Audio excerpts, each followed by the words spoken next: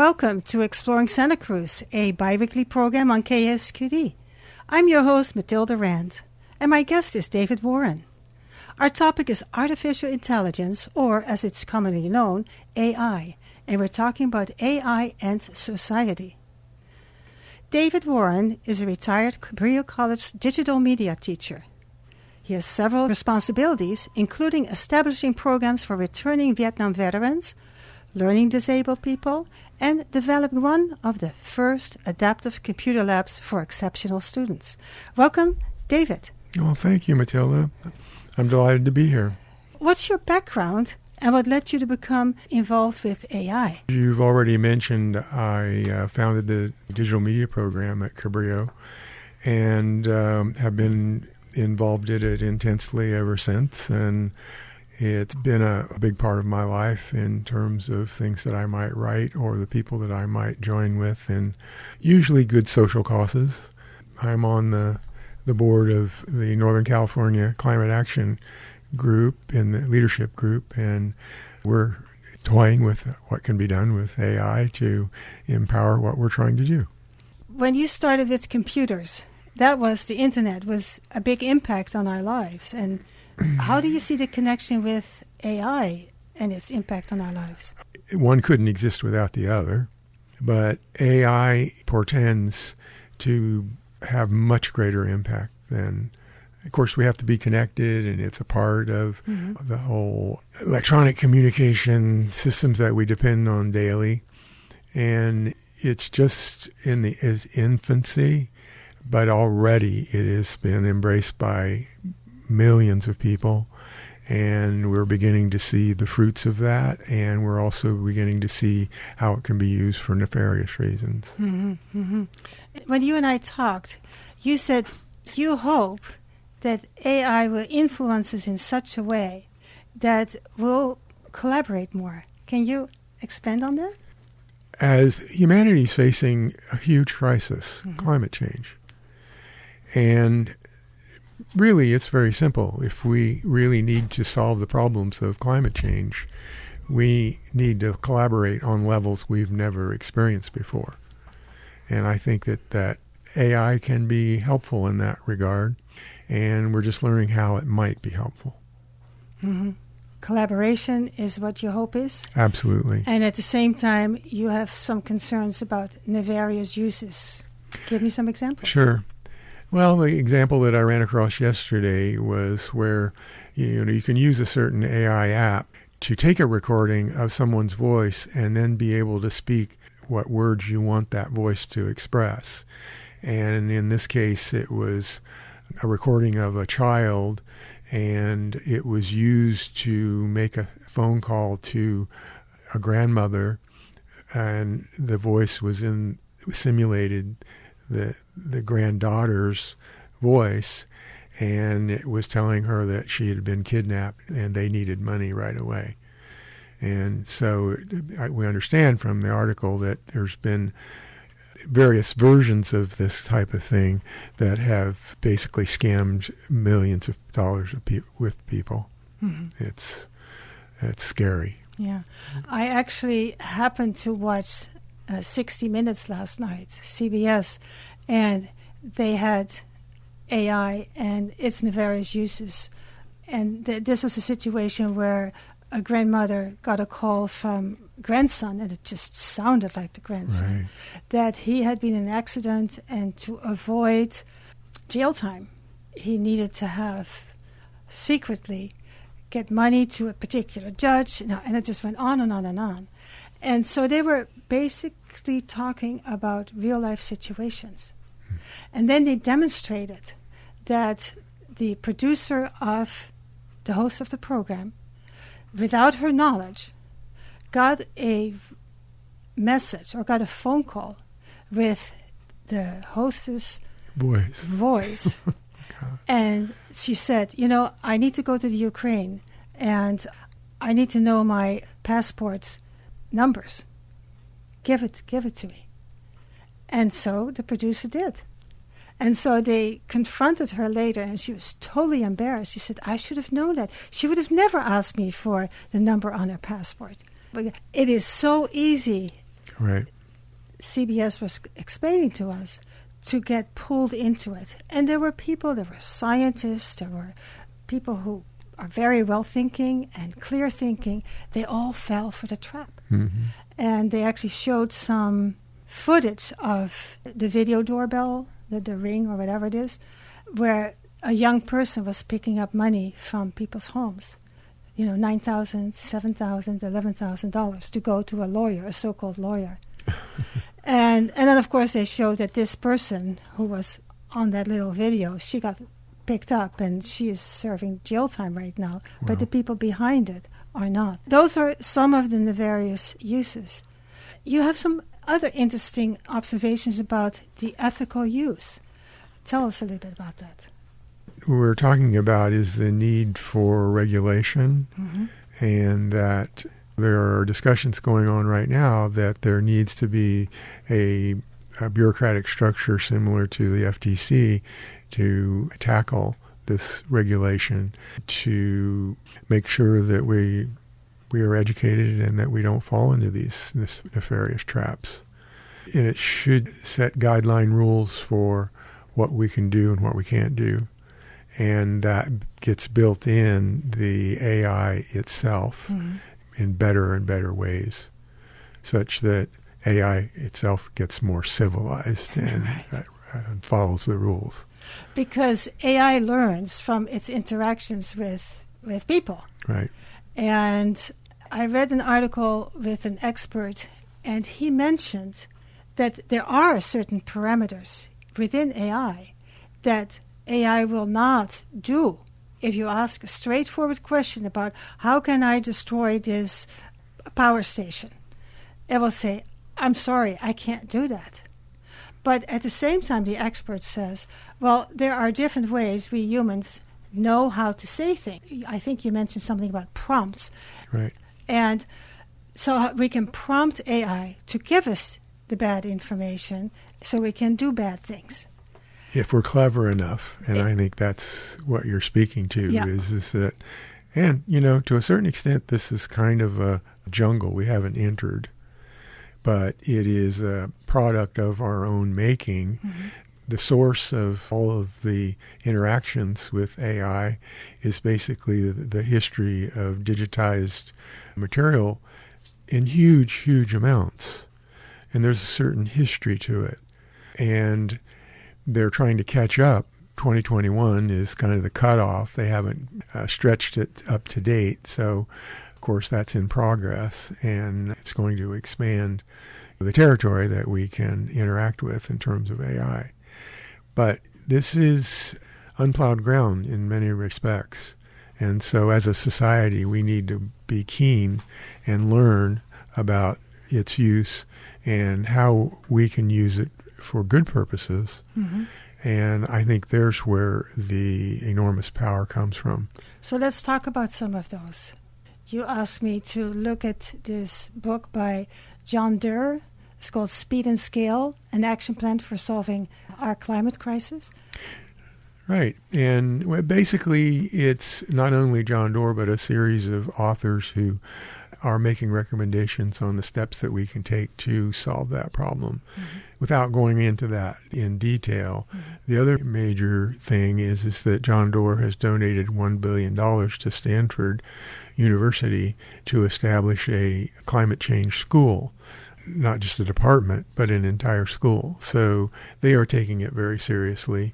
Had an opportunity actually to talk with one of the students who's currently enrolled in that, and I asked her if the school itself is working on a large language model, because that's the stuff of AI, is these large language models. And she wasn't aware that they were, but I can't imagine that it isn't something that's forthcoming, so that we can have basically all of humanity's resource around climate change and what can happen as one that we can tackle and ask questions of. And that's where you came in with your collaboration, because you said it would be not just a department, but a school with multiple departments that would be collaborating around the same issue, which is climate crisis. That's right. Bringing up the idea of collaboration. Currently, society is very polarized with people who are believing that climate change is not happening and those who deeply believe that it is and that we need to do something. There needs to be a coming together and levels of collaboration that as a society we just simply haven't experienced. Maybe in World War II when mothers were working in factories and so forth and so on with the challenge of World War II. Well, this is, I don't want to say a war, but it is of that magnitude that we need to pay attention and begin to resolve in ways that as individuals we'll be unable to do. You also know Eric Tierman, and you said he is using AI in a video game. What's that? Yeah, I'm actually working with Eric and Ethan Summers and Anne-Marie Summers and Alan Peevers and my own daughter, Kayla Warren. We are in the very beginning stages of developing an educational video game around climate change. I feel so fortunate to be involved with such creative people. So excited about working with my daughter. She's just enrolled in a master's program at San Francisco State in technology and learning. And that program itself is looking into how video games can be used for education. It is, in a way, a powerful media where obviously there are a lot of young people who get totally engrossed in video games. How can we turn that kind of excitement and challenge into learning while we're doing it? Okay, I want to remind people that are listening that this is Exploring Santa Cruz on KSQD. My name is Mathilde Rand, and my guest is David Warren. Our topic is AI and the impact on society. Now, both you and I know that we're not going to be exhausting the topic here. Let's talk a little bit about education and what you have learned from teachers, and then let's talk about what your educational endeavors are going to be in the next few months. But let's talk about education. What is the impact right now of AI on education? I think it's having a significant impact, especially in the area of providing custom content for the individual student, such that their advance in what they understand and learn is custom for them, developed for them, or there is these pathways in AI where they can find among a group of students how each of them are doing and how well they're mastering the challenges of the class. And teachers are saving enormous amounts of time in just developing lesson plans for students that usually take hours and hours. So these are just a few hints of the demands that this new era of AI is bringing to education. We're fortunate to have some really remarkable leaders and teachers here in the County Office of Education, and they're going to be part of a series that Community TV is putting on in partnership with the Capitola Library. The whole series is really AI and society, issues and opportunities. And it will be a series of presentations and discussions about AI and how it will impact society. And this is going to go on for several months. The first few months we've already decided on the topics, and the first one will be AI in education. And we're looking at how AI can be effectively integrated into the curriculum to enhance learning outcomes for students. What are the potential ethical implications of using AI in educational settings? How can AI support personalized learning and adapt to individual student needs? And what impact will AI have on the role of teachers and the overall educational system? So we're taking it on. We're going to find out. We encourage you to join us. September 12th, it'll be at the Capitola Library, and the time will be 6:30 to 7:30. And so people do not have to sign up? They can just go. And they can handle quite a number of people. And I understand it will be recorded? Yes, it will be. And so people can... It'll be available for folks later on. So there's a couple of presentations, and then it is the public that's discussing whatever they want to discuss. They can ask whatever they want to ask. The first 10 or 15 minutes will be to hear from the presenters. And in terms of AI and education, it's going to be 2 people from the county office in the division or department of innovation and learning. Mm-hmm. And I understand that the executive director of community television is going to moderate? Yeah, Becca King-Reed as the executive director, and she will be providing moderation. And that should be an interesting conversation. We brought some wide range of observations here, the nefarious use and the positive use of AI. And I don't know, and maybe you don't know either, but you said that you're using it every day. How do you use it? I ask it to summarize articles for me, or I'll read an article that, as long as it was before 1921, it will summarize it, and I can ask it for whatever level of detail I want. 1921 or 2021? I mean 2021. Okay, good. I can embark on a task, and I can say make a list of things I need to do.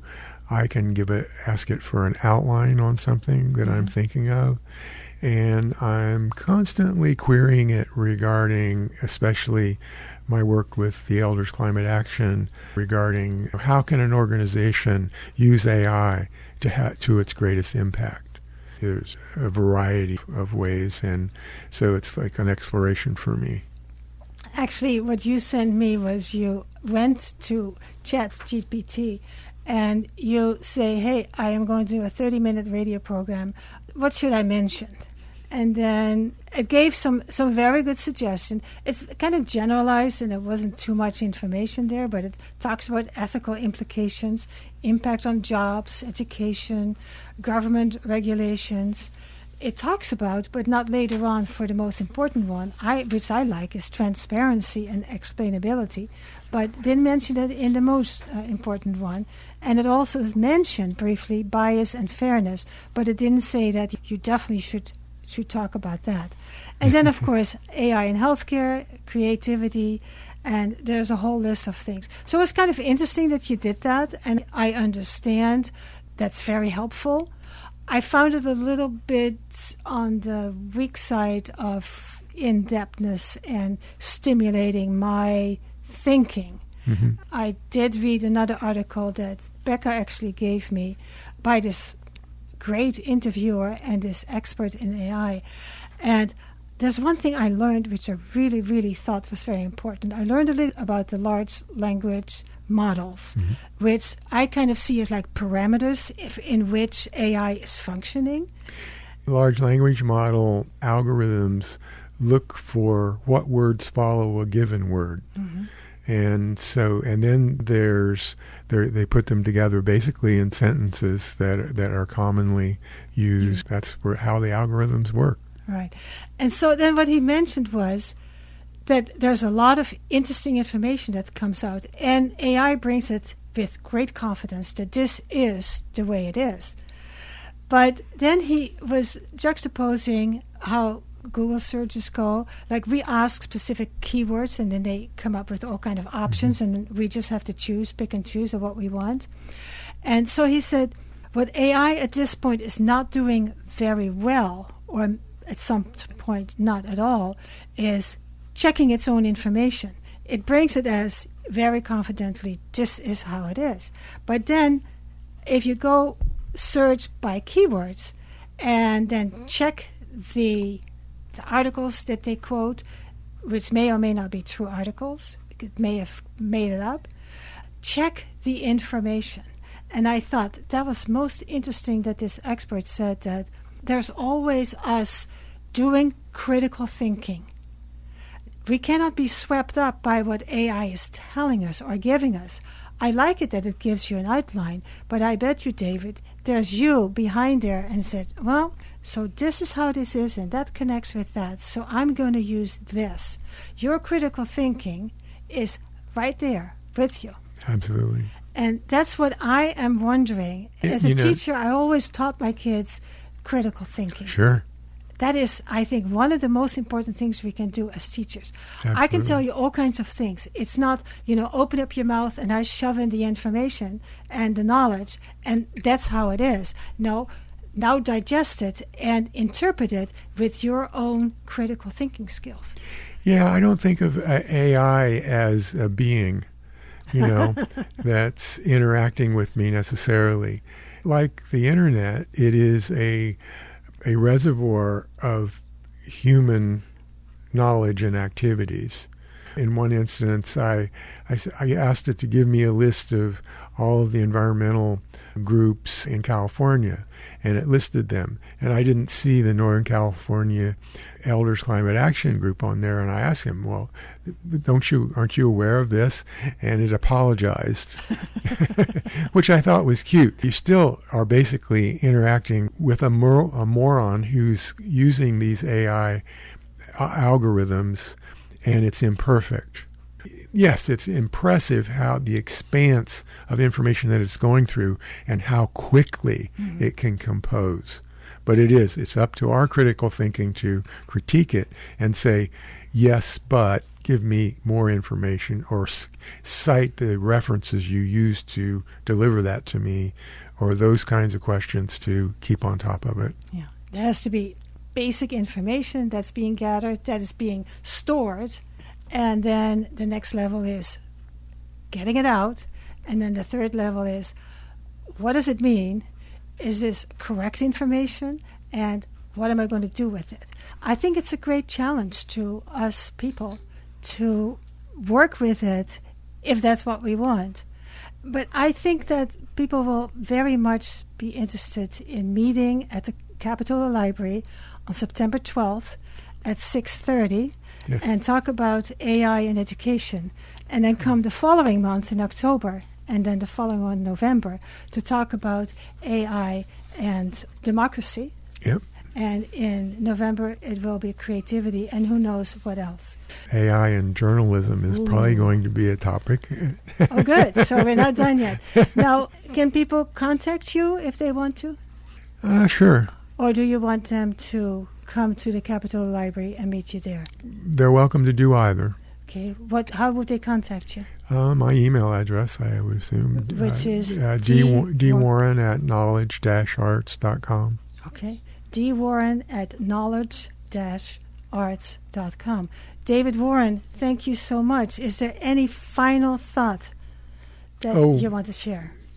I would say read Doug Erickson's The New Religion of AI article, which just came out today. And where can people find that? It's at Santa Cruz Works newsletter. Okay. His assistant did some remarkable, it's a tongue-in-cheek thing, so you really got to look at it because it's humorous. And these are Santa Cruz icons of magnificence or whatever, and I think you'll find it well done and interesting, and of course AI probably helped develop it. So, certainly it did with the images. So it's Santa Cruz Works? Santa Cruz Works and the New Religion of AI. We'll leave it with that, hoping that people find enough here that they want to come on September 12th at the Capitola Library. Yeah. A great series, great collaboration of Community Television of Santa Cruz County and the Santa Cruz Public Library System. Absolutely. And, of course, everybody else who is putting together the County Office of Education. Really hope that there's a turnout and that you bring these deep questions that you want us to address. Excellent. Good. Thank you, David Warren, for being here on Exploring Santa Cruz.